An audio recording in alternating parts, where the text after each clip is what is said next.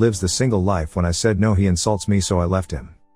About 5 months ago, my husband, Sam, was formally diagnosed with severe depression.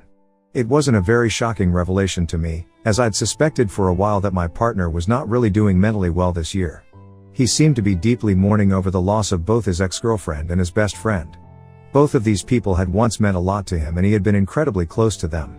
For context, before Sam and I started ever dating, he and his ex were in a serious relationship for a very long time. Then, out of nowhere, she cheated on him with his best friend, someone he considered like a brother. This betrayal cut him deeply, marking the end of two of his most important relationships at once. After that, Sam stayed single for a long time as he was afraid to trust anyone else. He needed time to deal with the pain and sort through his emotions. By the time I met him, he seemed to have made peace with both of it and was trying to move on. Still, the hurt from being betrayed was still there, making him a bit cautious. We dated for 4 wonderful years where we went through our ups and downs before deciding to finally get married. We had a beautiful wedding surrounded by friends, family, and the people who mattered most to us. The day was filled with so much joy and love. I have to say that, initially, Sam was an incredible partner, supportive, kind, and deeply caring. Marriage brought us even closer, and for years, we have built a life together that felt strong and promising. But then, earlier this year, tragedy struck. Sam's ex-girlfriend and his former best friend died together in a car accident. The news hit him hard.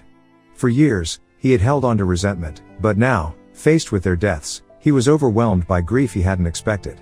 Something inside him seemed to shatter completely. Sam sometimes shared with me how he wished he'd been able to resolve things with them. He expressed remorse for not having been able to reconcile, to forgive them fully, or at least to speak his piece. Knowing they were gone forever, without the chance for closure, seemed to weigh heavily on his heart. I reassured him that it was okay to feel this way. After all, they had been an important part of his life. But he started to blame himself for not mending things with them before they passed away.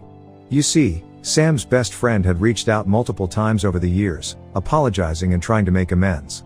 Yet, Sam couldn't bring himself to forgive him, which I don't blame him for. I mean, it's not every day that your best buddy sleeps with your partner. Even though the apology was there, the pain of the past was something Sam couldn't just put aside. I would comfort him by repeatedly reminding him that what happened wasn't his fault, and that he had every right to protect himself from further hurt. But no amount of reassurance seemed to help him. Instead, Sam's grief only grew, spiraling into something darker and harder to manage. He would spend hours and hours just lying in bed, often losing entire days to video games or, at times, just staring blankly at the wall, a beer in hand. He began skipping work, calling in sick, or just staying home without any explanation. I could see he was sinking deeper into despair, and I tried my best to encourage